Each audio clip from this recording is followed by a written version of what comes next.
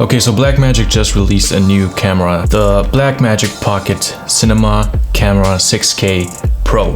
Oh boy, this is gonna be a rough one. Okay, so Blackmagic had a live stream 2 days ago in which they announced the new Blackmagic Pocket Cinema Camera 6K Pro. And they mentioned that since everyone loved the design, they decided to stick with the old design. Which is funny to me because Blackmagic, no offense, but no one loves the design. Absolutely no one. I hate it. And everyone else hates it too. Let's just keep it real for a second right now, because no one loves the design, okay? Blackmagic, no one. We don't buy the camera because it looks good. I mean, well, it looks good, but it doesn't look good, if you know what I mean. So we buy the camera because it produces an awesome image quality for an awesome price, you know? And that's it. The camera itself, and okay, we love the menu too. Like, camera manufacturers should appreciate the menu from Blackmagic design, but other than that, the camera looks awful. I was wishing a more like a boxed design, like the red Komodo or an Alexa Mini or something. But because let's just be honest, we're gonna rig that thing out anyway. You know, we're not using it as a pocket cinema camera. We're just gonna rig that shit out and have a bulkier design, like it's a bit bigger, I think, which is not cool. I don't like it. I'm just gonna be honest, man. This is one ugly little ducky here. I don't appreciate the design at all. I think they have some kids in middle school designing their cameras because, oh man. Again, we're not buying the camera for its looks. We're buying the camera for its looks, like the image quality and raw capabilities and the low price. Everything else is just awful. And the menu is good. Blackmagic decided to go with a flip out screen, which isn't really a flip out screen. It just tilts up and down. You just can flip it to the side to see yourself, like to have like a vlog camera. Don't know why would you want to do that. Okay, so this is one of the probably biggest changes. They have internal ND filters, which renders all my ND filters useless. Thank you, Blackmagic. But on a serious note, I do appreciate the internal ND because, like, if you're short on time, you do really want to appreciate the built-in ND filter, since you don't have to change it manually and screw them on the lens. That's great.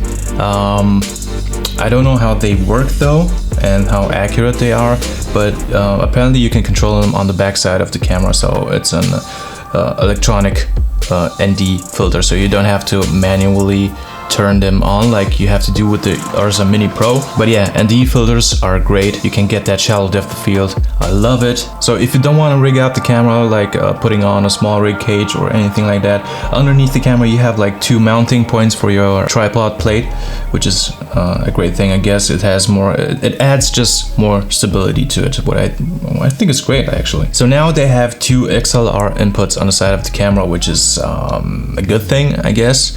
Everyone's complaining about the internal preamps of the camera, but I don't know. I like them.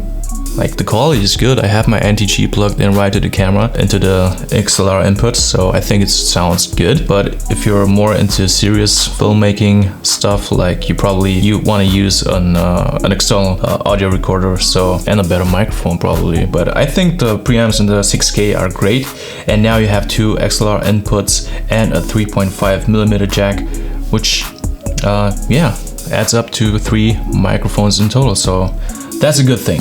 Why didn't they just use like an SDI port instead? Well, because this is not a professional camera, like it's not made for a studio environment. I do know that the first cinema camera had like SDI, but not everyone was using the SDI output, because why would they? This is not a professional, this isn't, I mean, it is a professional camera, but it's not like a studio camera. You don't want to use it like for live streaming or something like that, because you have no external control over the camera anyway, like you have with the Ursa Mini. So I don't really care about SDI. I do care about SDI on the Ursa Mini and the Ursa Pro and the 4.6K and the 12K. I think it makes sense to have an SDI output there, but on the pocket camera, So you can buy the Viewfinder for about $500 and you can mount it on the top of the camera, but it looks like, I don't know, this just looks like a fucking Polaroid camera.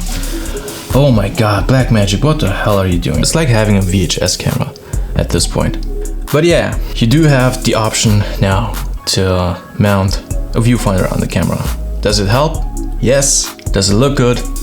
Absolutely fucking not. So the biggest and probably most welcome change to the camera body is that now you can use the Sony NPF 570 batteries. I think, yeah. So no longer have to use the LPE6 batteries. You can now use the Sony NPF, so you get approximately double the wattage from the batteries. You don't have to swap batteries like every 10 minutes, because battery life in the Pocket 6K and the Pocket 4K not great. Apparently you can use 3 batteries at the same time, because the battery grip doesn't have like that thing. You have to shove it into the camera, like it's just straight flat. So the main battery remains in the camera, and you can add 2 more to the grip, which makes the camera look even more. But again, it's not about the looks, it's about the looks. Okay, so now they have a new color science called Gen 5. The Blackmagic 6K and the 4K are on Gen 4. I do love the color science from Blackmagic. I always loved it because it produces awesome images. I even think the Blackmagic is the closest to get to an Aria Alexa or an Alexa Mini for that price. You know, I think colors are amazing. They have an amazing color science, and I love the Gen 4 color science. I know not everyone loved it because they had like issues with different lighting situations. Colors acted differently. Never had that problem before, but we'll just have to wait and see how that turns out. So this update is going to be not only available for the 6K Pro, but for the 6K and the 4K as well. So I think they could have changed the design overall just a little bit to have like a more box design like the Red Komodo or the Z-Cam. The ND filters, the built-in ND filters, I think that saves up a lot of time when you're in the open field. But for $500 more, it makes sense if you're buying like a new camera just to go with the 6K Pro instead of the 6K, because for $500 you get the tilt-up screen thing, and you get the ND filters, and you get the better batteries. We'll just have to see how it works out, and if I can get my hands on the camera as soon as possible. That's it for today's video. Don't forget to like, comment, and subscribe. We'll have Hector in the next video. Bye bye.